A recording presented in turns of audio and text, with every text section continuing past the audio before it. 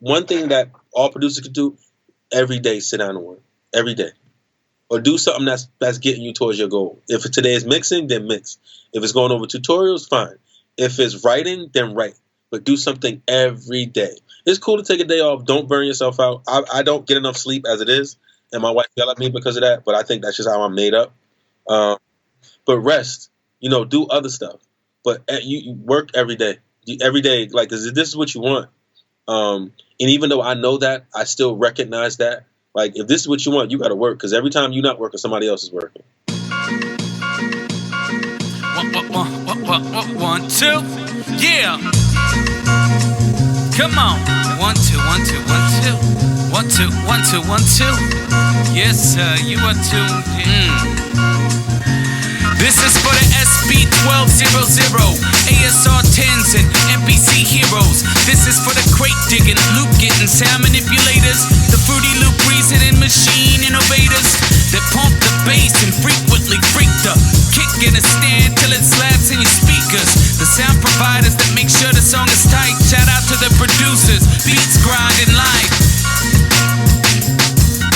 Shout out to the producers, beats grinding life.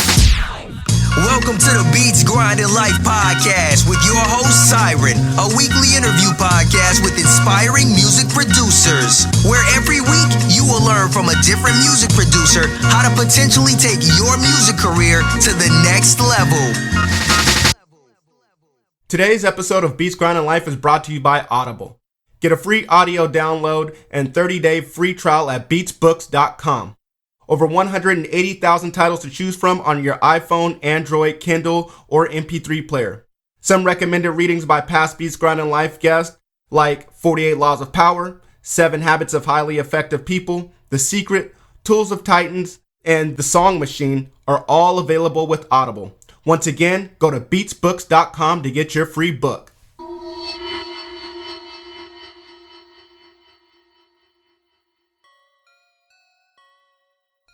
What's up, Beat Grinders? This is another episode of Beats Grinding Life. With us today, we have Malcomsef. All right, y'all. Malcomsef is a music producer, audio engineer, songwriter from Newark, New Jersey. He's a rapper that has transitioned into music production the past 4 years. Malcolm has placed himself on the fast track by designing a brand that has caught the attention of other music creatives like iStandard, Buda and Grandz, and others. He has placements with Stone Jones, Deniro Black, Martin Hopeful, and more. Yo, Malcolmsef, man, it's a pleasure to have you up on here, man. Hey, man, it's a pleasure to be here. Nice, man. We just did an interview with William Caskey not too long ago. Beat Grinders, if you guys haven't heard that, definitely check that one out. But, man, he had nothing but good things to say about you, man, and said he had formed an alliance with you. And, man, his career has taken off since building with you. So we had to get you up on here, man. Yeah, I appreciate that. That's the homie, man. He's a good guy. Yeah. Met him through the iStandard community. Mm-hmm. We linked. When we cook up, it's really, really dope. He's a sample person. He's probably got like a Apple music playlist as long as my entire life of music and stuff like that. So he's always sending me stuff, ideas. Mm-hmm. We'll cook up. He came down about a month back or so, and we cooked up like 10 beats. Just a real good guy, man, a good positive guy. So, I like being around good, creative, positive people, man. He's definitely one of those. That's dope. Shout out William Caskey. All right. Well, man, I read a brief intro on you. It was just enough to get the Beat Grinders to know, a little bit on who you are. But, man, if you can just share one thing that we wouldn't know about you, please, man, let us into your world just a little bit. One thing that people wouldn't know about me, I don't know. One thing that people wouldn't know about me that would be interesting. Mm-hmm. Well, I do, I got a regular day job or whatever, but I've done some strange jobs. I used to process body parts. That's cool. Yeah, that's something that a lot of people don't know. Damn. Really, if you're an organ donor and you expire, there's a company that will pick up the cadaver and then kind of break them up and send parts over to us. And, I get suited up in this weird, Doctor Strange or Mad Lab kind of thing. Mm-hmm. And the suit and we would process body parts, man. It all went to a good cause, but that's something weird that people don't know. It's something cool that people might not know. Yeah, definitely. Wow. And I've had weird day jobs, so man, that's nuts right there, man. I mean, so it's kind of cool and creepy all at the same time. But that's something weird people may not know about me. That's what's up, man. Wow. Yeah. Okay. All right, man. Well, good way to start, right? Good way to start. Great way to start, man. Well, hey, I asked for it and I got it. You gave it to me, so well, that's what's up, man. All right, well, let's get into music production now. We always start the interview off with the origin story, so I want to know your origin story. What got you into music first off, and then what got you into music production? I'll say, as far as music, I've always grown up in a house filled with music. Okay. Growing up, I lived with my mother, my two aunts, and my grandmother, and they was listening to everything from like the Pointer Sisters to Prince to the Jacksons to Sly and the Family Stone, and then my grandmother, she listened to a lot of blues, Fats Domino, B.B. King, Muddy Waters, and stuff like that. So I kind of grew up with a bunch of it. I've always had, cousins that DJ, family that was into music, that played different instruments stuff. So it was always around. Right. And when I was little, I wasn't really into I played a couple of instruments, but nothing real serious. Right. That I'm pretty sure that like started my love for music. And then rapping, my grandmother, pushed education a lot on me. And my grandmother would write. She's a published poet, or was a published poet, God rest her soul. And I think that came from her, the writing side of it. I would write poetry, write stories and stuff like that. And then, you fall in love with hip hop, and then like you emulate your favorite rapper, and you want to rap stuff like that. So I think it was just around me, and nice. I kind of followed this path of what I wanted to do. I was on an R&B kick for a minute, so okay. And then I got into MCing and rapping and stuff, man. So yeah. And then the music production, right? I almost lost myself. Music production came like at a period where my homie that was doing the beats with me kind of stepped back a little bit from hip hop, and I was running around trying to get like, with samples and stuff, like, trying to get people to flip this and flip that. And I was like, you know what? Let me just like do it myself. You know what I mean? Let me be a little bit more hands on. You know what I mean? So that kind of started that. So okay. That's what's up, man. I mean, that's a story that we hear often, where music producers, people that are currently music producers, they got into it to just start making beats for themselves. I know that's how I got into it, and then eventually that ended my rapping career. But man, that's a great story right there, man. Great origin story. It sounded like you said music was around you all the time, and you got different kinds of music as well. You got the contemporary R&B, the contemporary or the older soul stuff, the older blues stuff, and so that's a lot of stuff to draw upon, man. Do you feel like your music is diverse because of that? Yeah, I do. I feel like some of the sample choices that I pick, is because I've been kind of like engulfed in good music. I'm always looking for new music. I'm open to listening to pretty much anything. Nice.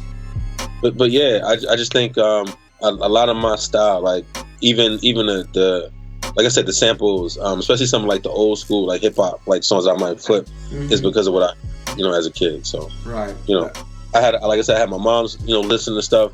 My grandmother was older; she was listening to different stuff. My aunts was young, so they was listening to whatever the wave was at the time. And I was just little, soaking it all up. Nice. I come home, they be watching Video Music Box or something like that, and you just catch what's on MTV or whatever. And yeah, man, so I just put it like that. It was just always around. You know what I mean? You go outside in the summertime, people had their radios and stuff out, washing their cars, playing music. So I just got it all the time. That's dope. Yeah, and I'm sure as a sample-based producer, that definitely helps your ear. Your ear was in training from the very beginning. Yeah, I didn't even know it though. I didn't even know it. Exactly. Yep. That's what's up, man. Well, in another interview that I heard you on, you were saying that some of your sample choices are weird. Do you credit that to the ear that you have? Maybe you're just picking out stuff that other people really aren't accustomed to picking. But you can flip it, make it dope because you have that ear. Yeah, I try not to go for what everybody else go for. Nice. that's what everybody else goes for. I will say that some of my sample choices, I'm from a kid. I've had like a real vivid imagination, and I think it comes from that. Like, you know, I'll listen to something and hear something a little bit different, you know, because I'm thinking in a whole different way. Right. So, and my thing is, okay, how weird can I go and put it over some hard drums and make you love it? Nice. You know, I don't care how weird it get. You put it over the right drums, it's gonna rock either way. So, it don't matter. But I just try to be exciting. And, like, you know, when I play a beat and I press play on something, I want you to nod your head, of course. Right. You know, but I want you to experience something. You know, like, why did he put that tape stop where he put it? Why did he put that weird scream or weird vocal where he put it? Like, really, like, experience something to be like, yo, like, I need to hear more of this dude. So yeah, that's what I do. That's what's up, man. That's definitely what's up. It just reminds me of some of the producers from, you know, back in the day that I would listen to, like a Timberland or Neptunes, or, you know, when they were in their prime. I just felt like a lot of their beats were just like brand new, you know. When every time you heard one of their beats, it just sounds so different and sounds so, you know, something like you never heard before. And so, you know, I know I like going for that feel. I like making people feel that way, and it sounds like you do too as well. Yeah, that's the goal. And the two you mentioned, those are two of my favorites too. So, you know, nice. I'm all about the, you know, Timbo, you know, doing all of, you know, the beatbox and all the vocal stuff over the beats. You know, Pharrell and Chad, you know, Hugo with the different sounds, all that stuff. Like, I'm 100% on board with that. I'm very big fans of both of them. So, you know, I pay homage to some of the stuff I do in my beats, you know, to all those guys. Dope. Okay. And one day I'm gonna sit in front of one of them and be like, listen, you know how much I study y'all? So. Oh yeah, of course, man. You're on grind mode, so I definitely have a feeling that that's coming for you, man. So. Yes, sir, man. Thank you. Yep. All right, man. Well, when you first started getting into music production, you know, when you said, hey, I gotta find some beats for these dope lyrics that I got. What music equipment did you start off with, or software? Well, it's funny. Like, I officially started like putting beats together in Machine. But before that, I had Logic Studio. Like, when they had like the 10 disc, the 10 CDs you had to load up. My stepdad was doing some jazz stuff, and he would always get like, you know, like all the programs and stuff. So he would, you know, let me load them up and mess around with them. But I've had, like, people gave me copies of Reason back in the day and stuff like that for like a PC. I wasn't into it like that. Like, I was, you know, snooping around it and stuff like that, but just like, I'm not gonna go sit and load this up and do that. Like, I wasn't even there. But my first official piece of equipment that I made probably like beats on was probably like Logic. I'll say Logic Studio. I was doing stuff in. Then I got the Machine. Hated the Machine. Threw that in the closet. Got an MPC 1000. Hated that. Took the Machine back out. Took the Machine back out the closet. Rekindled the Love Affair, and it's just been like on ever since. And now I hopped in the Reason, so it's been a journey, man. Yeah, but definitely the Logic Studio was my first one, yo. Okay. Yeah, definitely. Man, well, I want to know, because, you know, you went through so many phases and stages, you know, and you said you messed around with Logic, and, you know, or you were going to, but just didn't want to load all that shit up, and then you hopped into to Machine, didn't like it, MPC didn't like it. What were you looking for? What made you want to just stop working with all those different softwares and equipment? Was it like was it not as user friendly, or, I mean? Yeah, it was like, think about it, like, it's like wherever you from, somebody say, listen, I'm gonna put you on a plane, and I'm gonna drop you off in France, and you don't speak, somewhere like foreign where you don't speak the language, right? And it's just like, okay, just go. Okay, here's your bag, here's your passport, go. And you're just like, what? That's, I think, hopping into it. See, and me, like hindsight. They say hindsight is always 20/20. Just even here sitting thinking about it for a split second when you ask the question, like, I wanted this instant gratification. Right? It's like, okay, I know I can make beats. But no, like, getting into that, I had to learn the language, then I could talk it. You know, so even with that, when I had the Logic Studio and like a bunch of stuff, I probably spent more time reading tutorial, like manuals and watching tutorials. I spent like months, if not years, doing that. Like not even fronting.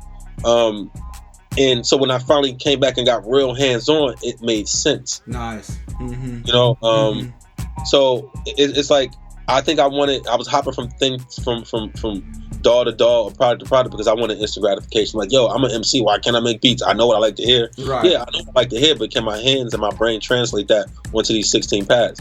That was the hang up. And I was getting frustrated. And one of my homies, Omar, he had the first machine. And I think he did something for a sect of, I don't know if it was the Killer Bees or something like that. Some cats affiliated with. And he did it on a machine. Okay. And I would hang out with him and I would just talk to him and he would send me different things and like different little tips to kind of get me in there. And you know, I think I'm YouTube taught a lot. You know, I've self-taught myself like a lot of stuff. You know, I don't know all the information, but I know where to go get it. You know, so I took that attitude and just really jumped into machine. You know, machine was dope. You know, and then that taught me how to do other stuff. Dope. If that sounds weird, you know. Okay, like I didn't understand ADSR. You know, then I figured out on machine. I was like, well, wait a minute. Then I know what this is in Logic. You know, like so. It's kind of like training my brain all over again. Machine helped me out a lot. Like it still do. That's crazy. Because I was gonna ask you that same question about when you hopped into the MPC and then back to machine, and then you said a lot of things made sense. You know, I was wondering if the MPC kind of helped you learn machine in some indirect way. A little bit because, you know, the MPC, you know, once the MPC is slower. And then I was able to like go in and mess with all the parameters. Again, the attack, the delay, like just the little things. Right. I think what frustrated me was the track out on the MP. And I wasn't real comfortable like, I could just take the files and drag them and drop them. I wasn't even there yet. I was like, I was moving faster than I should have been. And, you know, I had to sit on my butt for a minute and like, okay, what am I going to do? I had all types of keyboards, dog. I had all types of stuff. Nice. And even with all that equipment I would get, like, I would still spend more time reading about things. And for me, that helped more. Yeah. Yeah, it probably didn't seem like it at the time, but I mean, in hindsight, you see where all that paid off, I bet. Yeah, it seemed frustrating. Like, it's funny, I look at some of the, when I had Logic, I had like all these manuals. There was this guy who he wrote these Apple certified books about like Logic and like, you know, how to use it and all this other stuff. I probably got like 3 or 4 of his books. And these are expensive books. And it's funny, I was using one the other day. This is gonna sound bad. I was sitting down with my laptop and I was using a book on my lap to keep the laptop from sitting directly on my lap. And I'm looking at the book like, yo, I know all this stuff now. Like, it's cool. It's cool. Like, yo, I actually know what I'm doing. So, not that I don't know everything, but like that one book that I was holding in my hand, I'm like, yo, I don't even need this. You know, so it's just cool to see how far I've come, you know, and it's exciting to just think to where I'm gonna go, where I'm gonna be at. So that's dope, man. Yeah. All right, well, Beat Grinders, I hope, you know, you guys got something out of that answer right there. You know, I think it was well said that education, you know, is definitely the way to go. Yeah, you can learn things by pressing buttons and stuff as well, but don't ever forget that, you know, you also got to go back, look at YouTube, look at tutorials, read books, do whatever. Just keep yourself educated. The time that you think that you know everything is the time that it's over, is done. You probably should give it up. So, and don't be afraid. Like, I don't care. Like, I tell people to this day, I watch and read stuff about compression, different compression techniques. I don't care if it seems like, yo, why would you keep doing that? Because there's a million different ways to do one thing in what we do. You know, I got a million plugins that can all do the same exact thing, but they all do it in a different, like in an intricate or a different type of way. Right. So there ain't nothing wrong with learning. There's nothing wrong. You got to be open to learning too. Yeah. You know, I could sit in a room with a producer. He could have just picked up FL or Machine yesterday, and if he do something dope, I don't care how old he or she is, I'm gonna get that man or that woman their props and ask them and learn from them. Like, that's what it's about. That's the side note, but that's the cool thing about music. Like, I could be, you know, however old, sitting next to somebody that's 20 years younger than me, and we both could be using Machine and be learning and, you know, be going back and forth with each other. Right. That's the thing about it too. So that's just a little side note. Like, I think that's like really, really dope, man. Yeah, it is. No doubt. You can learn from You can learn from anyone. Facts. Yep. Dope, man. Okay, man. Well, when you were coming up and when you first started making beats on the machine and on the MPC, who were some of the producers that inspired you? Who made you keep going? Who did you want to sound like? Who inspired you? Man, if I want to sound like, I'm gonna say this, and I'm not afraid to say it. There's a video on YouTube, and I'm pretty sure it's still there.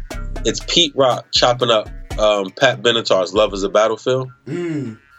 I've probably watched that video 100 times, easy. and I remember flipping that sample, just trying to chop it just like Pete Rock. Right. Like, he's definitely an influence. Jay Dilla, Timbaland, of course, Dr. Dre. I know I'm gonna miss a bunch of them, so please don't drag me.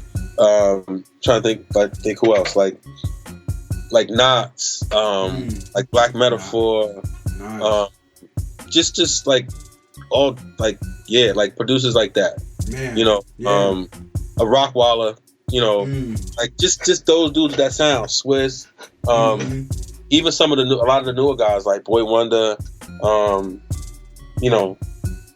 bunch of cats, Vinyls, the homies Buda and Grandz, of course. And I know a lot of like monsters like A-List Fane, he from Patterson, Rondon Beats, who I met through the Still Sessions community, just like, I like all them dudes, but specifically coming up, it had to be like I said, Pete Rock, Dre, Pharrell, the Neptunes, Swiss. Those was probably like the main ones. Okay, that's what's up, man. Well, I mean, it seems like you're, all over the board with some of your inspirations. So, it sounds like you listen to a wide variety of music. Yeah. And I'm probably leaving out some good names, so y'all please don't kill me. Oh, of course. We all do that. Yeah, those are the main ones. Like, I can remember, when the Chronic dropped, I'm walking home from high school. Like, that was just wow. That was different to me, man. You know what I mean? Even a lot of Cube's earlier work. I had a cousin who was heavy on West Coast music, and he put me on to Cube and stuff. And a lot of producers, I believe it was like the Bomb Squad did a lot of his stuff. Yeah. But just them beats, like all of that stuff, like so when I make stuff now, like you'll hear like glimpses of that because that's what I know. That's what I know. That's what's always going to slap. I could probably throw in something, off of America's Most Wanted right now that just go harder than a lot of stuff. Yeah. So I draw my influence from like I said, like all of that stuff, man. The stuff I grew up on. The producers, so it's like a mixed bag, man. Nice. That's what's up, man. All right, man. Well, here on Beats Grinding Life, we always got to drag every producer through the mud. We got to give you a hard time, man. And I always say it's my goal to make a producer cry on here. I haven't yet. And I'm gonna challenge myself to make you cry. We'll see if I can or not. But I'm sensitive, bro. Don't do that. All right, man. Well, I want you to tell me a time that you've had a setback or a failure in your career that you were able to bounce back from. And the reason why I want you to do that is because there's some beat grinders listening on here that may have had the same exact failure or setback that you're having, and they're just trying to get through that hard time, and maybe your story can help them out. Yeah, I feel you. Yeah, man, it's no losses, all lessons, right? We think in the moment we think they're lost, but we realize down the line it was really a lesson, Right. But one of the things I would say that stands out in my mind, I was working like this third shift job or like second shift or something like that, and I was trying to do. They had a 6-month program, I believe it was at SAE. Okay. And I was hustling my money, I'm trying to get into it, and it was like literally the last day to pay, and the person I spoke was like, "Yo, you can come in and you can pay for it that day," because let's say I wasn't able to get all the bread up until like then. Right. So I'm all hype. I'm gonna take this 6-month program. It's gonna help me. I'm gonna be a super producer after I take this program, right? So I go over there, and the lady calls me in, and I got the loot. I'm ready to go, and she's like, "Well, because of, whatever, you could take the first 3 months of the course, sit out 3 months, and then take the remaining 3 months." I can't learn like that. And then based off the work schedule I was working, this 6 months back to back worked for me. So when she said, "Oh, you can't do it," dog. When I tell you, when I say I was heartbroken, because in my mind I had this whole big thing like I'm gonna do this 6-month program. I'm gonna learn this. I'm gonna learn that. I'm gonna be on my feet, and it kind of like it was just one of the times where it got me, dog. Like I ain't gonna even front. Like I think I walked back. I was going back to the train station, like just tears on my face. You know what I mean? Like because I was so excited and so hyped for that to go through. Right. Had it all out. I was working a shift that could accommodate, me taking the classes during the day. Right. The money worked out. Everything was worked out, and that really, really knocked me back. Because it like you ever fall and it like something and you get the wind knocked out. Yeah. And just like, yo, what are you gonna do? So I'm on the train, like, and I'm not afraid to say it. Like, I'm literally tears on my face. I'm looking at my phone, like, what the, like, I felt like my whole world was crashing down. And then I thought about it. I said, you know what? Let me regroup. Hit my lady. She gave me some motivating words, like she always do. Nice. And I started going through like Craigslist and looking for engineers who worked in the studios that I could break a little bread off to, and I could just come in one-on-one and learn some things. And I ended up going that route. That's dope. And that's the route the universe took me, and that worked out better for me. And I ended up doing that twice. It was one spot over in Chelsea called Night Owl Studios. I don't know if it's still there. There was an engineer named JoJo. She was really, really dope. But just taught me basic, like, just about like organizing sessions the right way and setting up different parameters and doing stuff. And she kind of gave me like a little starter pack to roll with. And then like a little bit ways down the line, I went up to the spot called Barbershop Recording Collective. I hit the engineer off, and I would just come in a couple days a week, and we would just, just learn, man. Wow. Like teach fun with. So like when I went, so it's like that part, that one thing that really knocked me back, like just sitting here talking about it, like giving me chills, because I remember that day. It was summertime. I was so hyped. Like, you would have thought I hit the lottery for like $1 million when I was on. Like, I'm walking to SAE. I got my loot in my pocket. I'm like, yeah, I'm good. No, got my laptop. I'm gonna get this. I'm gonna be mixing all this other shit. And it just like when she hit me with that, it was like, wow. Like, but the bounce back was everything, because then it's part of my story. It's a dope part of my story. Yeah. And it worked out better for me, and that's what was in the cards. Yep. That was in the cards. That's what's up, man. I mean, depending on how you look at it, man, every setback is a potential setup, for something.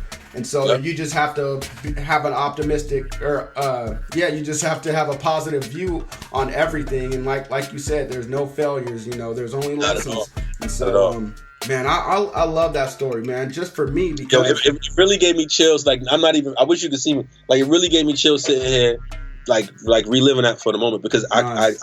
I like not to keep going over it, but when I tell you, it was like everything came crashing down.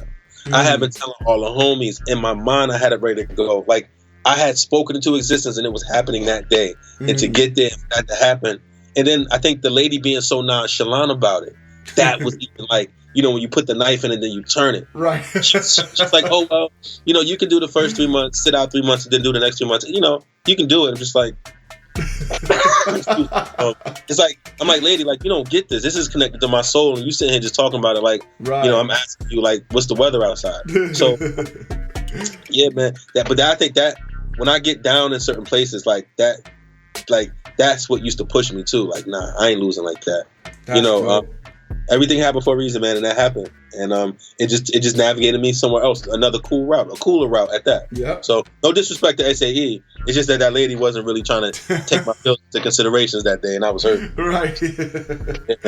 Man, they need to fire that lady. But man, it's all good. I thank her when I get my first Grammy speech. No, that's what's up, man. Well, I mean, yeah, like you said, it worked out even better, and you got like one-on-one tutoring as well. So. Man, well, that creativity, man, you sat back and you thought about what can I do, to replace the classes. And that helps me out, because we don't have SAE here, and I mean, we don't have anything like that here. I guess we have Portland Art Institute, but yeah, there are classes that I wanted to take at Portland Community College for music engineering, and it doesn't work well with my work schedule. So maybe I could take the same route as you and go on Craigslist and try to figure that out. So, but think about it. It's all like, even if it's like, you know, somebody that, you know, they engineer on their own, they may not have went to school. You go check out their music sound good, you know, it sound clean, it sound mixed. They could probably show you some things, you know. So, and I look at, like, I love the barter. We can always barter with, like, you know, if I ain't got all the cash, like, listen, you need some beats, like, we can always barter for anything. Right. So, and there's people out there that's willing to teach, you know, for a little bit of bread. Like, it ain't got to be nothing crazy. You can do 2 hours a week or something like that, or 2 hours, you know, at a time or whatever with somebody, and then just, you know, like, really follow up with your tutorials and kind of self-teach yourself. You know?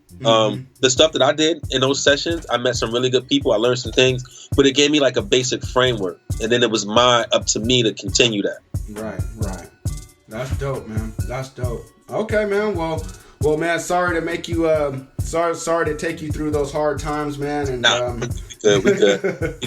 But man, we're gonna bounce to the other side of that, sir. Man. And I want to know, what's the greatest moment in your career thus far? What's your greatest achievement? Career. My greatest achievement. I would say being recognized is my greatest achievement. Like doing like my first, let's say, iStandard, and being super shy on stage. Beats not mixed super well. You know, they was good, but not mixed super well. And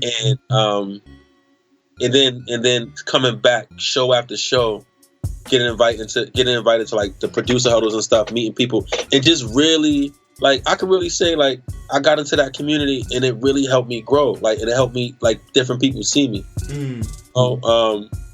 I'm a pretty, you know, I'm a nice person. I'm a pretty humble person.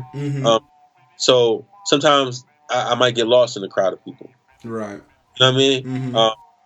But, you know, when I hit play, the people that need to notice always notice. And I just think that was the coolest part, man.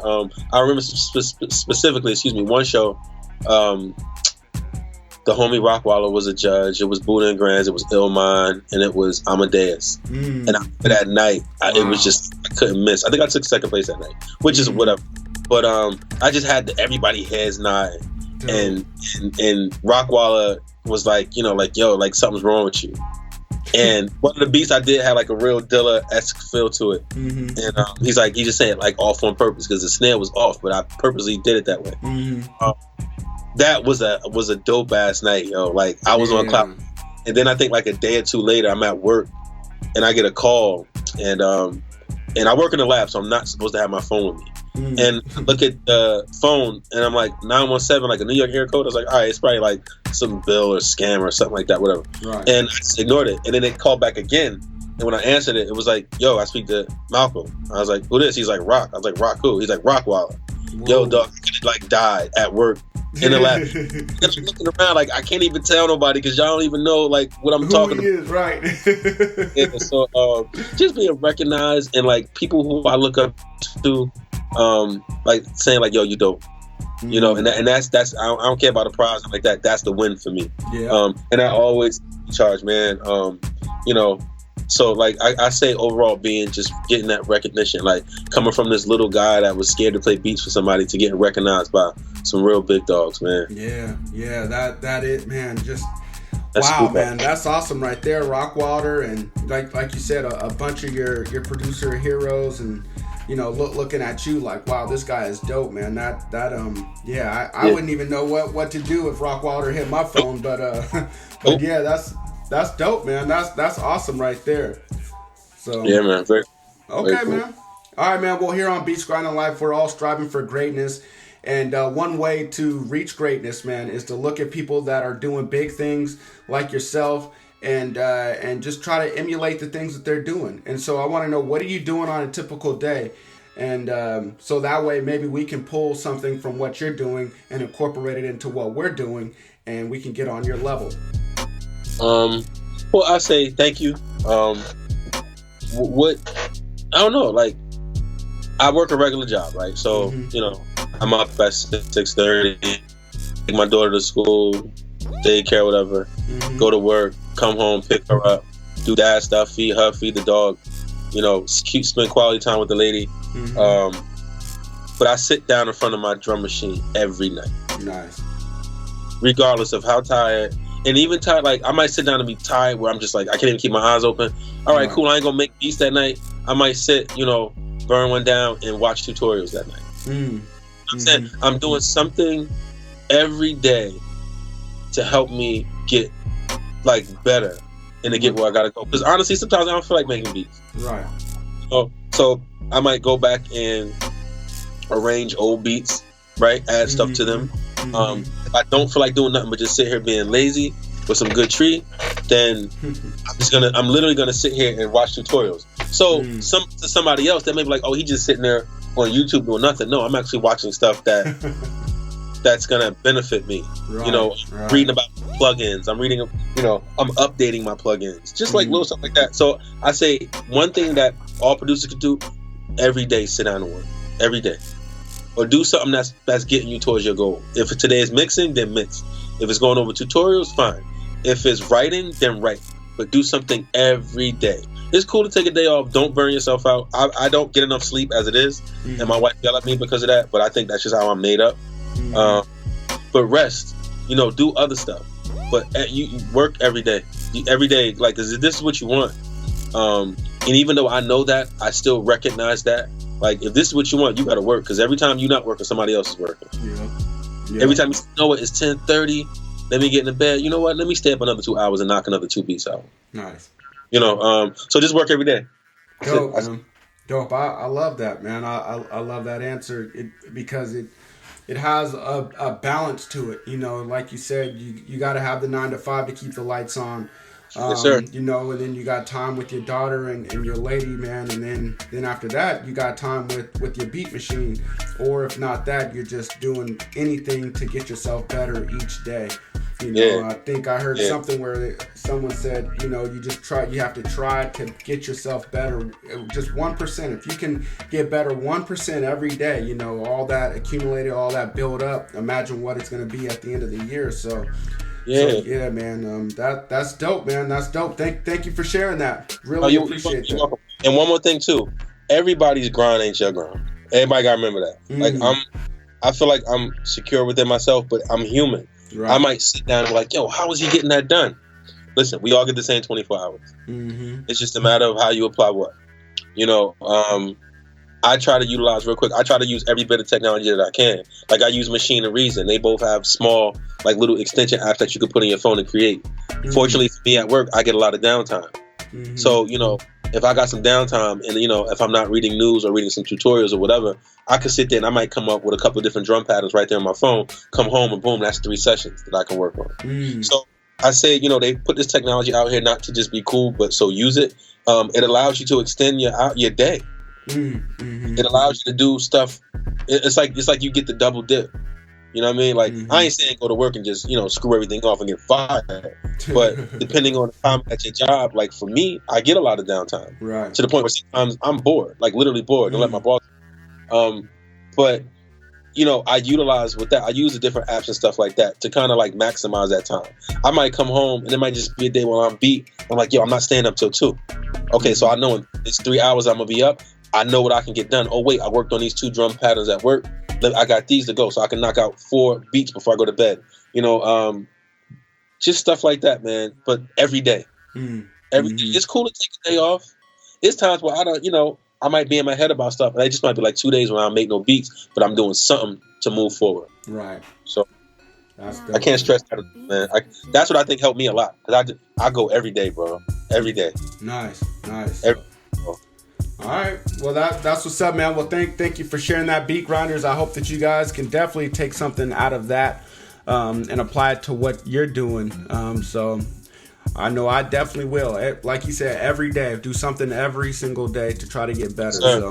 Yes, sir. All right, man. Well, this next portion is called In the Studio. I can't see your studio. I don't know exactly what's in there yet. And we all wish that we could be in your studio making beats with you and listen to samples and all that, but we can't. The next best thing is this portion here where we get to find out what you do in the studio, how you do it, and what you do it with. So, you ready? Okay. Yep, ready. All right, man. But what do you do when you first start making beats? Is there a ritual? I come in, computer on. Probably, got something in the air now. That usually goes up. And I just start listening to samples.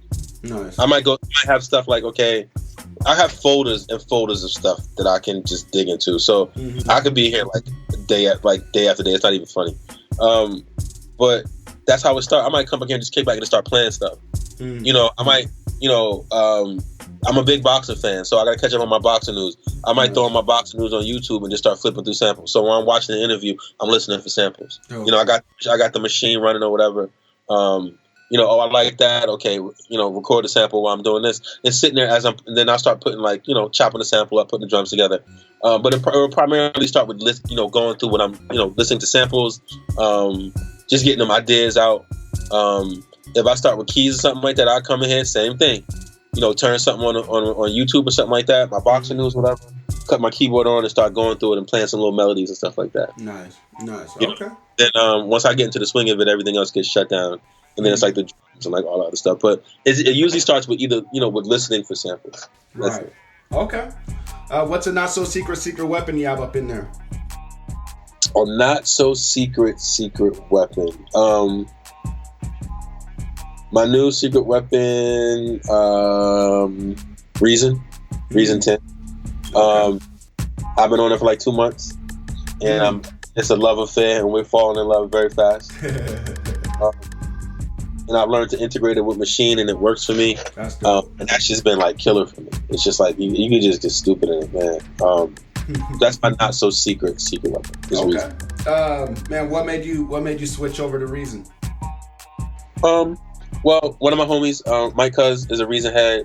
My homie Double A, my man Anonymous, a couple of people, my man Letter L Beats, all Reason heads. My man SB, and I've experienced it a couple of times. Like, yo, this is like killer, and it's crazy. I had one iStandard showcase where I took first, and they gave me Reason, and I just never installed it. So I was like, two birds with one stone. So I loaded it up.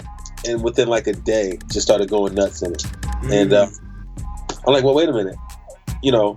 I could throw a machine in here and use a machine if I still want to chop a machine, because I still do all my chopping in machine. Right. Because I'm not so used to it in Reason yet with the chopping. And I like the hands-on feel of the pads. So I do it there. But it works good. And I can open up machine and resize the screen into a full screen. So it's not like that little screen you get when you open up a plugin. Right. So I'm like, yo, it's just like works. Like, this has like been waiting for me. So yeah, I just been on like that, and I'm still a machine head to the death, but Reason is definitely the riding shotgun right now. Right. Okay. That's what's up. All right. So what else do you have up in there? You mentioned Reason, you mentioned machine, but what's all in your studio? So in my studio, I mix off of my beloved Adam A7Xs. Okay. I have a KRK sub. Basic little sub. Okay. I have a machine studio. I have a like a Newark USB turntable joint. Right. Yeah. My interface is a Focusrite Sapphire Pro 40. Nice. It's a little older, but everything is fine. It works, no issues. I run everything off of a quad-core MacBook Pro. And let me see what else. I have a Neumann TLM 102 microphone. I got a couple of keyboards in here. I got a complete control keyboard. I got a little Roland PDX keyboard. Okay. I have a Roly C-Rise, a C-Block keyboard. And then as far as like outboard gear, I don't have too much, but I do have a warm preamp.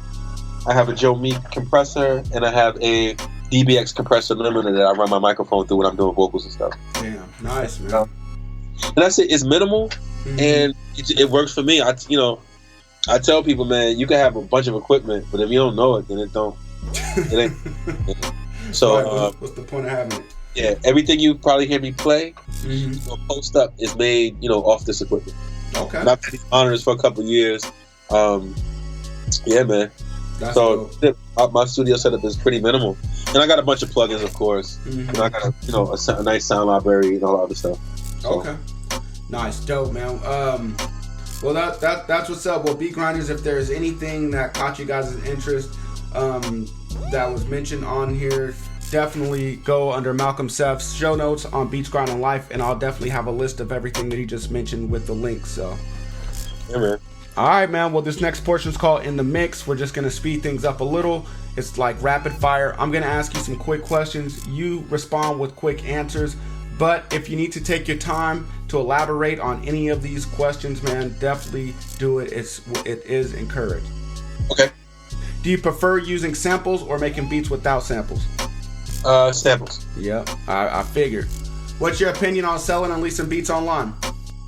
I had a BeatStars for like a week. Mm-hmm. It's not my thing. I don't think I create to be consumed like that. Mm-hmm. But I take my hats off to the dudes that do it, because it's guys really out here moving and getting bread. I hope if I ever do get the patience to kind of really get down into it, that I'm that successful. But it's not for me. Okay. Well, awareness is everything, man. At least you caught on early and you figured it out instead of just sticking with it and being frustrated. So yeah. All right, plug-in that you think every producer should have in their arsenal. Plug-in or VST? Omnisphere. Dope, nice. I'm sorry. You just want the VST and the plug-in, or I give you? Whatever you want to share, man. Whatever you think would help. So, Omnisphere, because it's just crazy. Yeah, and Fab Filter Pro Q3, which is probably my favorite EQ. Yeah, no doubt. Same here, man. Okay. Do you have a book that you think every producer should read? Well, does it have to be a music book? Oh, I'm sorry, man. I should have told you. It doesn't have to be a music book. It can be a book about anything. I do have a cool one. It's called Chariots of the Gods. No, Chariots of the Gods. Okay. And it's about briefly time travel. Wow. So let's say if you was like living back in like the days of like pyramids, and you're out in the field working, and all of a sudden the sky opens up, and what you think is a spacecraft comes down, right? So then you and your people, you go write, in your scriptures and everything like that, your hieroglyphics, you write all about these space guys. And what if those space guys or those aliens that you thought were aliens were just time travelers, and they visited you in that period? Right. So this book, Chariots, I believe it's Chariots of the Gods. There's even a documentary about it. Okay. It just talks about that concept, and what if some of the things that we may see as hieroglyphics and stuff like that are depicting like the travels and stuff of like time travelers that came visited throughout time and stuff like that. So it's a real dope book, man. And it has like pictures of certain things that like that these guys could have done when they traveled here and stuff like that. Okay. Just opens the mind. It's different. If you like to read, it's a good read. If you got a good imagination, it's a hell of a book. The documentary was a little too black and white and too grainy for me to kind of like. I just couldn't watch it. Okay. I had more fun with the book. Nice. And that's one. It's Chariots of the Gods, I believe it is. So if you Google it, you'll find it. But yeah, that's a cool one. Dope, Very man. cool. Dope. Okay. Why do you recommend that for every producer? I don't know, because just to kind of escape and. Yeah. Sometimes you gotta like wiggle your brain a little bit to get some other stuff out. Right. Like, I can't tell you. It's like countless times I might be sitting down watching something, and I might have been done cooking up for the day, or I had like something in mind, and I'm sitting down watching something, and it starts to, I start to ask questions, and I'm thinking a different way, and that translates into me making something real left that night. It's almost like putting your brain in another space, and that's that's something that's cool. If you can wrap your head around the concept of it, even if you're not into all that stuff like that, like it's just a good read. So dope. Okay. Well, all right. Well, I mean, it definitely sounds like an interesting book for me, and it just goes back to having a balance. You definitely got to escape and get away sometimes from the grind, and so I'll definitly check that out, and I'll definitely provide a link in the show notes. For anyone that's interested. What's that? I'm almost positive it's Chariots of the Gods. I'll shoot you the exact title. Okay, that's what's up. All right, thank you, man. No problem. All right, well, I want to know, is there an internet resource that you think every producer could benefit from? And when I say internet resource, I mean like a website or an app. A website maybe like iStandard.com, or maybe an app like Google Calendar. Could it be a website where you purchase stuff from? It could be any website. Any website that you think that anybody listening could benefit from.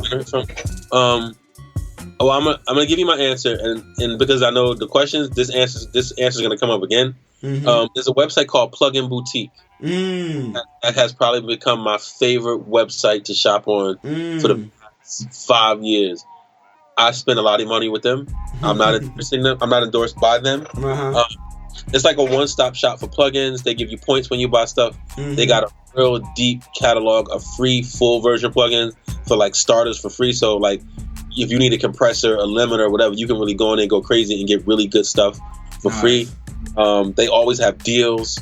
You know, you get the newest, latest. I might buy something from them once a week, and I know that sounds bad. But yeah. Plug-in Boutique, man. Check it out. Okay. Never do your own. Man, they've been recommended on here a couple times. Not that many, but I think you're the third person to mention them. And I've never personally bought anything on there. I've browsed the site, and it's just a reminder that I gotta go on there and actually shop. And even if I don't shop with money, I gotta shop for some of the free stuff. So yeah, a lot of people don't even know about it, and I be telling people, they're like, "What? I'm like, are you serious?" Right. Like, I'll tell you this. I'm not gonna say no names, but there's a delay plugin that I'm gonna buy. On Plug-in Boutique, it's $19.99. It's like whatever euro, but it comes out to $19.99 US. If you go to one of these famous music places online, that same plugin is $80. You're kidding. Damn. So, I mean, if that helps you decide, you know, I got a kid. I'm always trying to save money. So if I can save that bread and get the same damn plugin, and it's all legit. Really, yeah, it's good customer service, everything, man. I buy a lot of stuff from there. So that's one, if you're going to go spend money, or if you don't have a lot of bread and you want to get a couple of like some stock things that you should kind of have in your arsenal, compressors and shit like that, that's the place to go get it from. Man, well, you guys heard it from Malcolmsef. Go to Plug-in Boutique. Like I said, I'm definitely gonna go in there with intents of copping some stuff. So yeah, they do bundles too, yo. Like you'll be surprised. Like they'll have, let's say it's like whatever the maker is, you'll get their top four plugins for like a flat price. And if you bought them all flat out, you'll probably spend triple that. Right. They do stuff that's good for 30 days. You know, oh, this is going to be on sale till Friday, but the sale be so good you just can't help but get it. You know, right. I'm a plug-in slut, and I'll admit it. I don't care. Yeah. Okay. Well, man, like I couldn't believe that when you said it's been up for 5 years. You know, when you said a lot of producers don't know about it. I'm just now hearing about it. Yeah, I've been on it for about 5 years. Okay. Dope. All right. We're going to slow it down just a little bit, man, because I want you to go into story mode and I want you to get into imaginative mode. But here I want you to tell a story about your first placement that you had, and I want you to describe the feeling and just let us know what that was for you, because there are some producers listening and they're looking for their first placement, and maybe your story can inspire just a little bit more for them to push for that. My first placement. Well, I haven't had any big industry placement, so let's but the first time I actually exchanged the beat for some cash, should we say that? Is that like a placement? Yep, I think so. Wait, was it even for cash for that one? I think my first one, I did something with the homie Stone Jones. Okay. And Stone Jones, and I don't think there was money involved at all. I just thought he was dope. I still think he's dope, and I gave him a beat, and he kind of went opposite of what I thought he was going to do with it. And very, very impressed.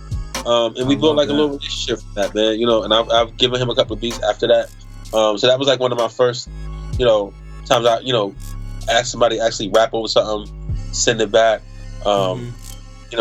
Me very impressed with it, get my little Instagram love from it, my little social media love from it. Right. And we developed a little relationship, I didn't know what to do. I was new to this whole beat. I've been making beats for like a couple of years, bro. So, I was new to all. I was like, yo, how do I give out a beat? Like, what do I do? So, Stone Jones was definitely one of the first guys to rock with me. That's what's up, man. That's what's up. You guys are still doing stuff to this day, right? Yeah. We yep. He can get a beat from me anytime, man. So it's all good. Because I like what he does. Nice. Very, very dope. What's the name of the song? The first one we did, there was one called Microaggression. That was the second one we did. The first one we did, off the top of my head, Oh man, I want to say, was it called The Gospel? Oh man, well I think The Gospel, something like that. It's not up on SoundCloud or nothing like that. Oh, okay. I was gonna say that we can go find that and listen to it and connect it to your story. I'll post it, because what he did with it, he took the song and put he put it to the clip of, I believe it was like the Roots trailer or something like that. And it was just ill and it fit, man. You would have thought it was an actual song from it. So I'll repost it and tag you in it. But okay. Yeah, that was like one of the first ones I did where I gave an artist something, and it was like, okay, cool. That's what's up, man. That's what's up. Well, I mean, Beat Grinders, go to Malcolmsef's Instagram or something and definitely check that out and wait for him to post it again. Yeah. And in the meantime, you guys can definitely go to SoundCloud, because you guys do have some work up on there. There's a song that I heard that was pretty dope, man. And so I can't remember the title of it, but we got stuff. Okay. Yeah, that video, like, even if you go on my page and kind of scroll way back, it's in there. Okay. It's in there. But yeah, Stone Jones was definitely one of the first guys I hooked up with, man. Got something over to. Nice. And he's dope. Very, very dope. Yeah. If I'm interested in an artist, like, I'll send you whatever. Nice. Nice. Because like I'm like, once I hear something I like, I'm like, ooh, I know what I can do with that. So I get hype up with stuff like that. Okay. All right, man. Well, we go from your first placement to your favorite placement. Well, what's your favorite song that you ever produced? Oh, wow. I'm gonna say this. I got to go back to Stone Jones, the joint Microaggression. Nice. The joint called Microaggression, and it was like a real hard, like, trappy kind of beat, and how he came on the beat was just like, I didn't. He was talking about gentrification in Atlanta, 'cause that's where he's from, and the hook was just so ratchet. The hook was, cook it up, whip it, yeah. Like, the hook might have made you think it was some gun busting, drug selling song. Right. And when you got to the verses, you was like, oh. And that was probably one of my favorites. Yeah, because that was still that was different. That was way different. Okay, well, Beat Grinders, you guys check that out. I'm gonna look for it as well, man. So as soon as I get up off of here. All right, man. Well, what's an album besides one that you worked on that you recommend every producer listen to, and why? Album that everybody should listen to. Or producer, at least. I'm a big fan of Kanye West's Late Registration. Nice. Why do you say that one? Just the textures and the beats, the features, the song arrangements, everything about that's like, that's a dope rollout. Like that, like everything from the setup of that. Like I said, the features, the songs, the subject matter, like, it don't get no more perfect. Yeah. It had, it got that boom bappy feel to it. And it's stylish, and it's, eclectic. Yeah, that's probably one of my albums I would tell people to, like, listen to that. Late Registration. I'm trying to think what else. Another album. Can I pick one, or you need more? Oh man, give me as many as you want, man. Because I mean, all this is homework. You know what I'm saying? For some of the producers that haven't listened to that album, or just need to be reminded to listen to it to enhance their production. Yeah. Late Registration is one of them. Biggie's Ready to Die is one of them. Diddy is No Way Out. It's another one. Yeah, I haven't heard that in so long. I might have to pull that out. Yeah, like, look, that album was just so big. Like, right. Yeah. Wow. I'm trying to think what else. Other albums you should listen to. I don't know. Like I said, I used to be a big R&B head at one point. Okay, so give me an R&B album. Like Mary J. Blige's What's the 411? Nice. Or in like the My Life albums. You all that age, brother. Yeah. all that hip hop, that R&B, like that. Like that was music game changing. That was game changing. Yeah, so stuff like that, man. Go back and listen to, like, the Neptune's first couple of joints. I don't know, anything that Timbaland had his hands in, like, just stuff like that, like, So nice. It's with me it varies, but those are definitely ones, like Late Registration, Ready to Die. Those are two big ones. Okay.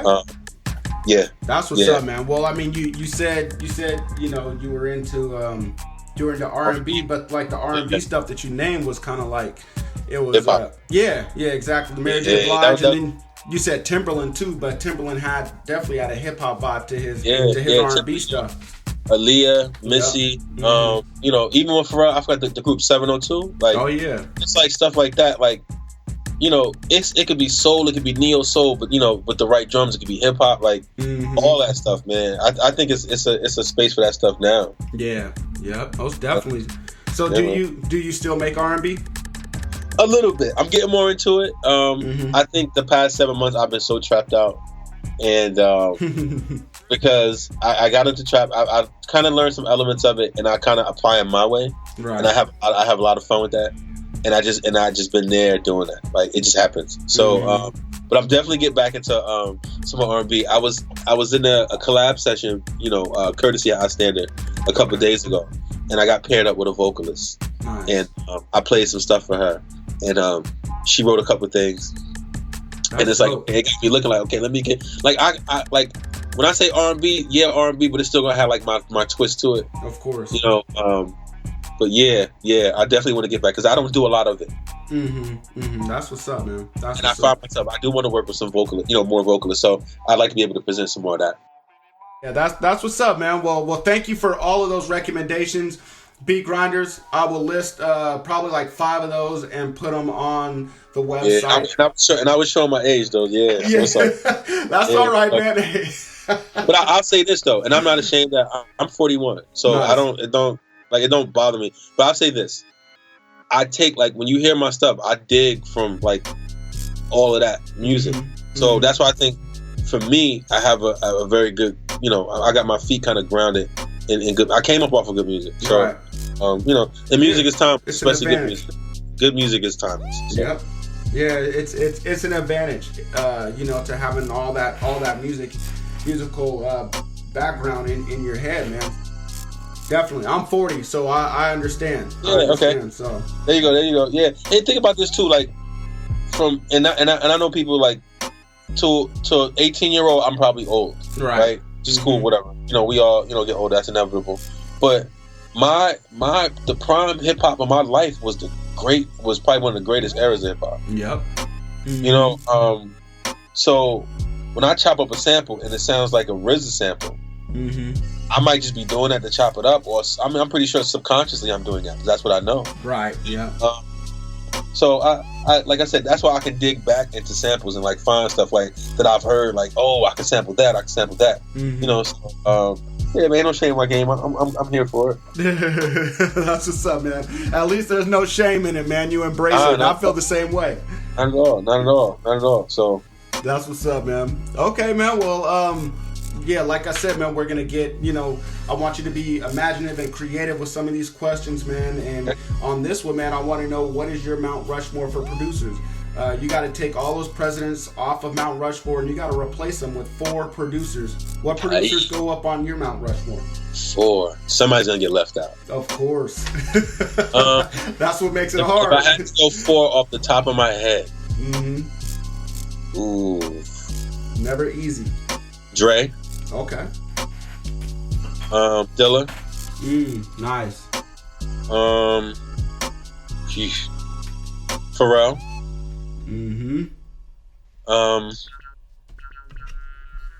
And that last spot is either Tim or Swiss. I don't know. I mean, I guess I could. And I say I can't put Pharrell and Timbaland in the same spot.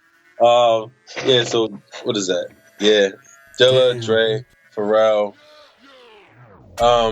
Damn. See, this is hard, bro. Like, both of the last 2 of my guys, like, you know, right? Like, I put one up. Anybody off? I like them both, but Timbaland probably had a bigger influence on me. So Timbaland. Okay. Man, yeah, it's this is the question that most people struggle with. What'd you say? I said no disrespect to Swizzy. Oh yeah, no, of course not, man. I mean, yeah, it's you know, your Mount Rushmore. You said Timbaland has influenced you more, so yeah, that's it hurts, man. A whole bunch of people are gonna get left off. But then I got I need a whole nother Mount Rushmore for like No ID and Jake One and like a whole bunch of other people. I need like a bunch of Mount Rushmores. Yeah, I know, right? Or maybe you just gotta carve little faces, smaller faces to fill them all in. That's it. That's what's up, man. Well, I mean, you can't go wrong with those four. You got Dre, Dilla, Pharrell, Tim. Man, I mean, that's pillars, man, right there. You know, pillars of not only hip hop but sub genres of hip hop. You know, so you know, you look at Dilla for boom bap and for, you know, neo soul. You know, he's up there. Dre for West Coast, and you know, Tim for you know, R&B, and so, you know, I mean, Pharrell, same thing. So, you know, I mean, that's a great Mount Rushmore, man. So that's dope, man. Thank you for that. All right, man. We gonna keep it going, man. I want you to stay creative, man. And I'm gonna ask you to just imagine that you woke up from a dream, and in that dream, you had the perfect studio session. Now, the perfect studio session consists of one artist, one co-producer to go along with yourself, one engineer, and one random person. Who are these four people gonna be that make up your dream studio session? Oh man! All right, so I get one artist. Yep. I get one engineer. Yep. And one random person. And one co-producer to go along with yourself. What? Yee. Okay. So I'm gonna say this, and I'm not gonna say it because he said me. I'm gonna say it because this is a person who I work very well with. Nice. The homie Will Kasky. I'm gonna say him as my co-producer. Okay. We work very well together, and we got a good rapport. That's so dope. So the other producer who I want to be in the studio with. Oh, wow. So is Will your random person? He's my you know what? He's my co-producer. Okay. Make him the co-producer. Mm-hmm. And then I get one producer. No, he's your co-producer. You're the other producer. Okay, so make him my random person. Okay. Right, because that's the homie. He got to be there. Right. And I mean, he's going to lend a hand in production anyway, just being there. He's not going to be a fly on the wall, so. So my co-producer,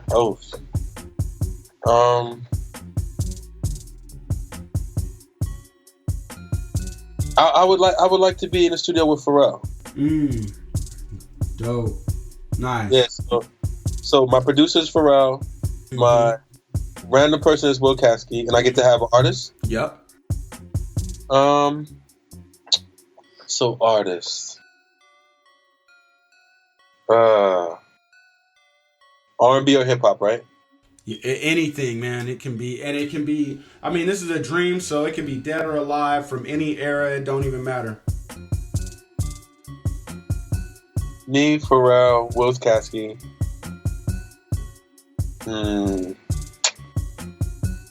I don't know. So like, this is a tough one. Okay. I would have to go with like me, Pharrell, Will Kasky,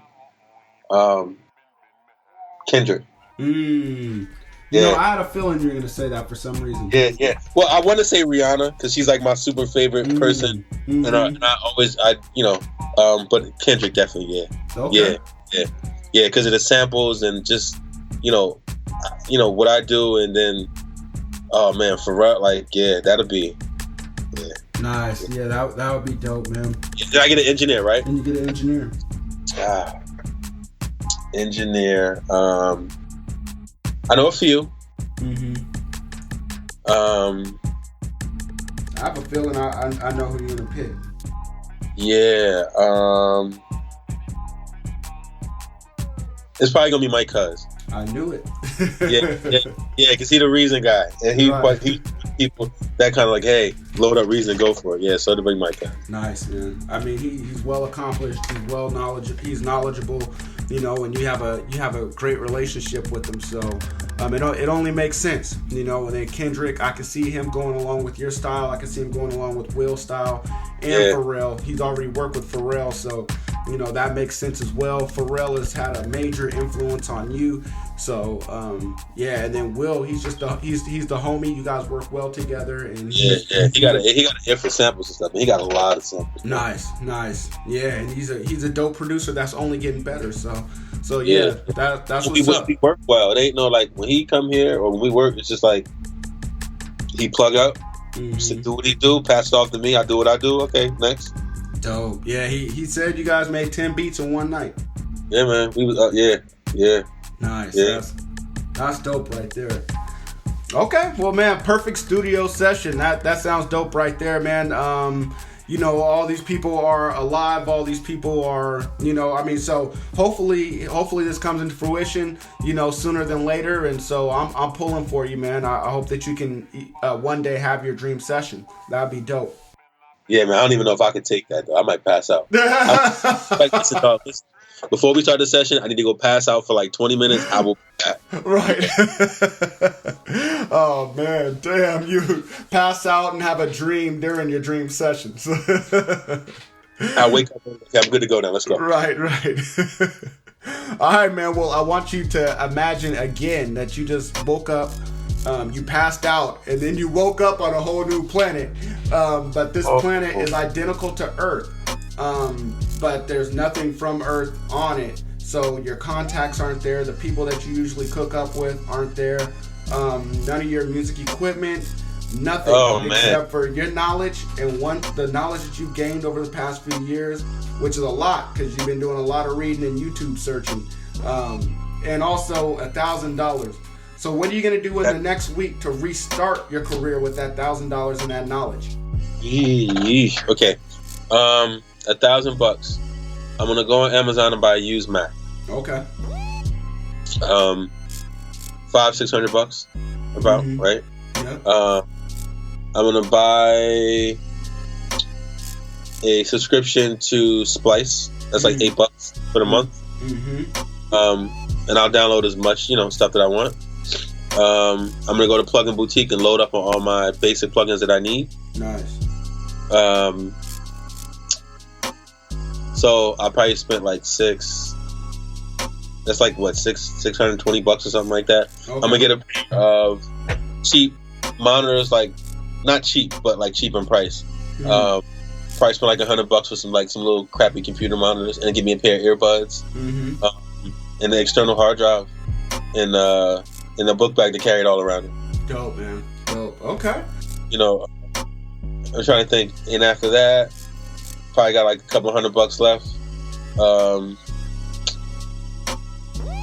I could either buy like Reason or like get the machine software. I could probably get that somewhere free. So, that's it. That's what I would do with my $1,000. That'll give me like the basic setup to get to go. Get a computer, some storage space, some drums, some plugins, something to listen to it on, and that's it. Okay. That's what's up. Yeah, that's all you need, man. And the reason why I asked this question is because there's some people out there that, and some of them are listening and they want to become producers, but they may not have the resources to do it, or they don't think that they do.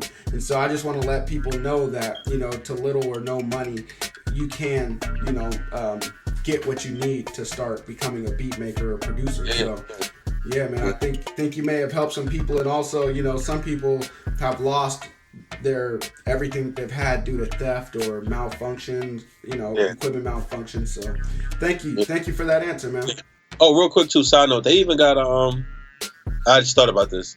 I believe Guitar Center carries it. It's like a Mac Mini setup with like a little monitor with some plugins, with an interface, with a microphone, and I think they $700 or $800. Really? So if you drop $800 and you got something like that, you got everything you need in one box with a couple of $100 extra left over, maybe for some monitors or something like that. Right. That's dope. I didn't know that.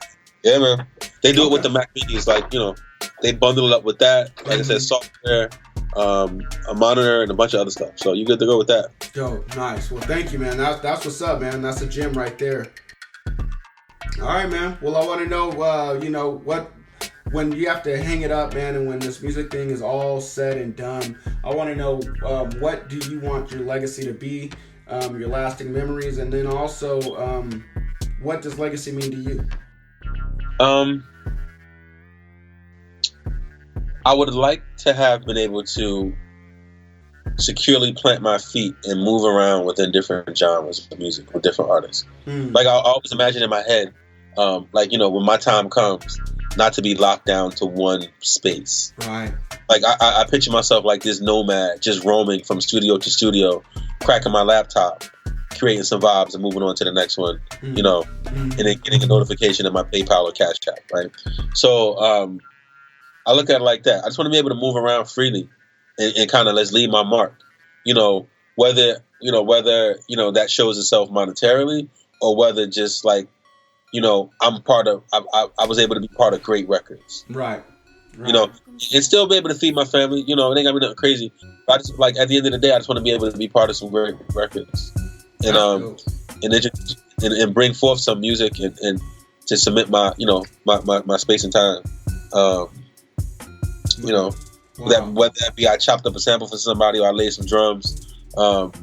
Yeah, just like be able to sit back and say, when it's all said and done, like I had my hands in that, I had my hands in that, I had my hands in that, you know, and I'm good. I'm fulfilled. Nice, man. Nice. That's dope, man. Well, it seems like you're doing that now. You know, I mean, you're very active. You're just meeting up with the right people, you know, by either going to iStandard events, getting invited to iStandard events, or going to Buda and Grandz still sessions. You know, you're definitely investing in yourself, and you're making all this happen. You're starting to live your legacy. So that's dope right there, man. Yeah, it's all out here for the taking, man. And I'll say this, you know, for all the beat grinders, like I used to be one of the guys that never went out. Like I wouldn't go to different, you know, events where I'm playing music and stuff like that. And that's part of it. You know, so, you know, we can all do stuff behind our keyboards, but to get out there and be face to face, you know, you gotta learn how to move in a room, meet people, this, that, and the third. And I'm a people's person. I like to talk, you know. I don't think I've ever met a stranger. So it's cool for me to get out and like kind of shake hands with the people and do certain things, you know. And then you get to see what's talents out there. You get inspired. You know, I go to shows and do things not just to play music, but I go to learn. Nice. You know, regardless of what level the producer is at, I can learn from anybody. So I would say, yeah, get out, man. Get out there and just be there. Like, be present. Dope. You know, you ain't even got to say nothing most of the time. Just be there. Yep. Just you showing your face, you know, is almost enough. People see you enough times, they'll start thinking, who is this dude? You know, he's at everything. Yeah, man. That's it. That's what's up, man. Well, you know, and also I think I heard you say, you know, you wanted to work in different genres as well, right? Yeah. You know, and it started making me think, you know, I think all the great ones do, you know, and even like you look at DJ Premier, you know, he's done music for Christina Aguilera, and, you know, so he's even kept his sound, his boom bap sound, which is, you know, very niche, but he's still able to move to other genres and work, you know. Yeah, and that's what I mean, like being able to take my little, you know, what I call my sound and infuse other things and leave my mark here and there, you know, my DNA here, a little bit of my DNA there. And be respected for it, man. You know, and if it cashes out to where I can be, you know, successful, you know, money wise, that's all good. But if I could just make music freely and be comfortable, I'm cool with that. Dope. You know, because if I can like literally get up and just make music every day, and that keeps the lights on and it ain't no stress. I mean, there's gonna be stress, but if that's my job, then I'm very cool with that. Yeah. Because as long as I'm able to do that, there's always a chance that I can make something big happen. Yep, that's dope. That's dope right there. Yeah, that's the dream, man. So hopefully you get there, you know, rather sooner than later. And so yeah, we'll definitely be. I try to live it now so that, you know, it can kind of bring it into fruition. Yeah, so. You got to, man. You can't just dream about it and say one day. So it sounds like you're on the right path, man. Yeah, you got to do the work, man. And you know, it's great to have a good support system too. You know, I happen to have, you know, I'm fortunate to have, you know, my other half is a creative also. Dope. So she gets it. She pushes me to do a lot of things. Some things I would not normally do. She pushes me like, yo, you got to jump. It's time to jump. So, and it's just good to be able to, you know, I might be in the studio, you know, all night and walk in the house at 4 a.m, you know, and it's like, okay, how did everything go? You hungry? Like, that's like, it's cool to have that. And, I think some people take that for granted. Like, if you got a good support system, you know, stay close with them because you're gonna need that. Because I'm on my journey, and it's time that I beat myself up about a lot of things. and I need that support system. Be like, yo, it's all right, it's cool. Yeah. So you got a support system. Praise them, keep them close to you, and be blessed that you got them. Yep. All right, man. Well, I mean, if there's any more words of advice that you have for us, man, please let us know. I want to know what's the greatest piece of advice that you've learned, in your music production career. And I'm sure you've rubbed shoulders with some great producers, so I'm sure you've heard some great advice. And then also, what advice would you have for everyone listening? Great advice. Just be you. I've had a conversation with my homie Buda, numerous conversations, but that's one thing he always say to me, like, yo, you are you. Like, you wear your heart on your sleeve, you just continue to be you. And you like, be comfortable with yourself. Nice. If you walk in a room and you're not the most loud or the most boisterous person, that's cool. Let your music speak for you when you press play. Right. But just be you. Nice. People like you better that way. Yep. It's like you're more comfortable. You ain't got to put on a facade and nothing like that. Just be you. That's dope. Yeah. Very true. Very true. That's something that was told to me, and that's something that I would tell the people. Just be you. Okay. And then you know how it is. You walk in a room full of producers. Everybody different. Yeah. And sometimes we get caught up like, yo, well, if I was a little bit more like that, nah, just be you. You are you for a reason. It's like, there's no need. Like, for what we do, you want to be different, right? And like I said, I think we get caught up in that. Like, yo, I got to do this, I got to do that. Nah, being you be different. We ain't the same. Right. So, just be you. Be humble. Shake hands. Be polite. And another thing, I just say be respectful and courteous, and because that go a long way too. Yep, sure does. Somebody take their time to show you, to offer you something, you be on time. Somebody offer you something, whether it be time or whatever, like be respectful. I think a shaked hand and a positive experience, that'll go a long way. Yep. So. Yep, people will remember, and they definitely will remember when you're not as positive and as nice too. So exactly. Dope, man. Well, thank you. That's great advice. It's simple advice, but man, that's really, really great advice. That will definitely go a long way. Beat grinders, I hope that you guys, take that advice, keep it next to you, and always apply that. Just be you when it comes to making beats, when it comes to networking, when it comes to, everything in this game and outside of the game. Just be you. So yeah, and don't be a jerk, man, because you might do something or say something to somebody, and you not like somebody said to me before, real quick, like, this community is small. You do something to somebody or say something to somebody, and you know that the next 10 events you go to, they're in the same room, and you never know who they know. Yep. Like, it's just like, treat people how you want to be treated, man. That's it. Dope, man. Dope. Well, thank you for that, man. No problem. All right, man. Well, if you have any more words that you want the listeners to know, man, if you want to let them know how to contact you, what they should be looking out for, what they should be listening to that's already out, man, please let us know. So you can reach me at Malcomsef on Twitter and Instagram. My email's in my bio. You can always DM me. Just don't be too aggressive, like spamming my DM with stuff. I get a lot of that. Like, hey, you want to buy 5 beats for $10? It's like, yo, did you read my? Like, okay. So Right. I am finally putting together a project of my own. And that's like one of the reasons that I got into making beats, was to be able to be more hands-on and do my own stuff, and then just run away from doing it, which is weird. Like, I can record myself, I can mix myself, and I just like talk myself out of it. So I'm walking that down. I make a beat. It's like, oh, this is for me. So putting beats together, scribbling my verses out. Want to do a little EP, to be presented as a body of work, or it can be looked at as, okay, this is what he could do for an artist. Just something eclectic. Some bars, of course, might have some singing on there. Who knows? But that's in the works. There's a project that I'm on. Okay. That I can't even say it's coming out soon. But that, that's in the works with a pretty cool, OG producer, who's been wow,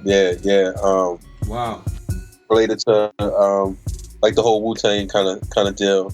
Okay. Oh man. He had me do some production for him, and I got a song on the project. So that's an egg that is on the way to hatch. Nice. Man, we'll be on the lookout. Yeah, man, and I'm just sending stuff out. I'm still on Instagram, tagging people, DMing people, sending stuff. Trying to get people to put their ear to certain things. That's it, man. I'm always looking to make good music and create. I'm trying to do more of, and I'll say this. I was sending a lot of packs of stuff out. Mm-hmm. I want to pull up more. If you local, if I could get to you, just pull up and really just build and work that way. It's different from me sending a folder of beats, from me pulling up, and we vibing out and I'm playing 10 beats, Right, so right. I want to do more of that. It's more human to me. Mm-hmm. I think, like I said, we get stuck behind these keyboards and we forget that part of it. We human. Yeah. So nothing like playing a beat for somebody and seeing their reaction. Yes, sir. So yeah, I want to do more of that. But that's it, man. I got some things, man. I'll be in here working, and I'll be working on a beat. Next thing you know, I got some bars in my head. Next thing you know, I'm cutting the microphone on, and I'm recording it. Nice. I might just start dropping little stuff like that, like 16 bars, 30 bars, over just random beats that I'm making and just put it out, just like almost like little promo stuff. Right, but right. I look forward to hearing more from Malcomsef as a artist. Okay. I'm gonna do my stuff my way. Mm-hmm. And my influences that I draw from, it's gonna be sprinkled all through that, and again, it's gonna be put out as a body of work. It can be put out as this is what can be done for an artist that's a blank canvas, and we need somebody to do this. But yeah, I'm just gonna be more creative, man. I'm doing that. Like I ain't, I'm not suppressing it anymore. So dope, man. Dope. That's what's up. That's what's up, man. Well, we'll definitely be on the lookout for everything Malcomsef, whether it's you as an artist, you as a producer, and beat grinders. You guys definitely go contact this guy. Yeah, I'm trying to wear all those hats, man. Because it can be done. Yeah, it can. Mm-hmm. Yeah, I'm cool. And I'll say this one last thing. I'm cool with being like the no face, like the producer where nobody knows his face. I'm just producing records. I'm cool with that. I'm alright with that. And I can take my residuals that I make and put out my own projects as much as I want to and create freely. That's my, if that's like to be able to create freely with no worries. Nice. So, and provide for my family. If I can get that done, again, that's not like I ain't got to be a billionaire, but if I'm able to create, keep the lights on, everybody's comfortable, that's my goal right there, bro. Yeah, for sure. Mm-hmm. You ain't got to know what my face is, like when you read the liner notes, or you're like, yo, that's Malcolmsef. Oh, he did the drums, he did this. Like that'll be cool for me. Right. Right. Like this mysterious face that's on all these, this mysterious person that's on all these records. So. Dope, man. Dope. Yeah, man. Yep, and I get to sit back and look at my journey, like, I did iStandard, I did this, that, and the third. I walked it down, and I'm here. Well, thank you, man, for coming on Beats Grinding Life, man, and contributing, and definitely giving us some stuff that we can learn from. And, man, thank you. Really appreciate it, man. Yeah, man, I thank y'all, man, for letting me talk. I'm a little long-winded at times, and I'm sorry. Again, I apologize because I'm so stuffy because I got allergies, so hopefully y'all can understand me. Yeah. But yeah, man, it's I haven't done a lot of these, so it's always dope to if my story can help somebody else, they can learn something, Nice. And I won't stress all y'all producers, go to Plug and Boutique, man, and you get right. Especially if you like me, you on that producer budget, which I am. Yeah, do it. You can spend a little bread. You get some points for what you buy, or you can dig in the free stuff. Right. That's what's up. Okay. All right. Well, man. Well, like I said, thank you, and Beat Grinders, thank you guys for listening to another episode of Beats Grinding Life. If you guys got anything from this episode, which I'm pretty sure that you did, because Malcolmsef, he laced us with some resources, with some tips, with some knowledge, and so hit him up on Instagram, on Twitter, and just let him know what you guys felt about this episode. Let him know how he helped you out.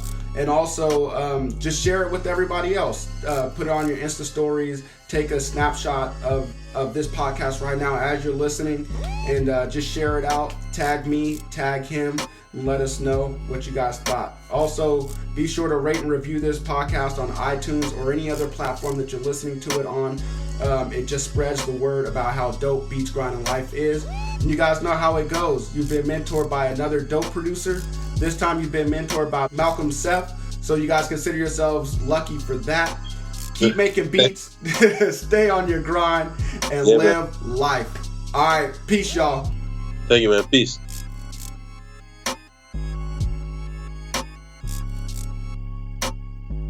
Here at Beats, Grind, and Life, we want to thank you for listening to another episode. We want to know, what were your biggest takeaways from this interview?